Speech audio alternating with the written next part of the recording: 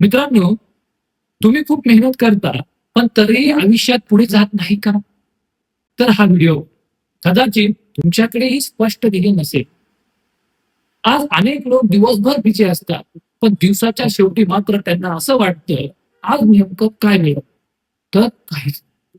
कारण व्यस्त असणं आणि प्रगती करणं या दोन वेगळ्या गोष्टी आहेत. एक उदाहरण बघा ना. समजा तुम्ही बसमध्ये बसला आणि कंडक्टरने विचारलं, कुठे जायचं? आणि तुम्ही म्हणाला, कुठेही घेऊन चला. असं कधी होईल का? नाही ना. मग आयुष्यात ध्येय नसताना यशाची अपेक्षा कशी करणार?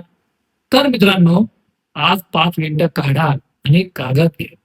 स्वतःला फक्त एक प्रश्न विचारा. मला पुढच्या 1 वर्षात नेमकं कुठं पोहोचायचं आहे? कारण ज्याच्याकडे ध्येय असतं त्याला रस्ता सापडतो आणि ज्याच्याकडे ध्येय नसतो तो फक्त भटकत राहतो.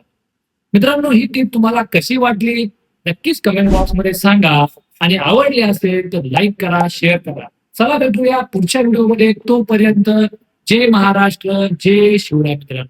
Thank you so much.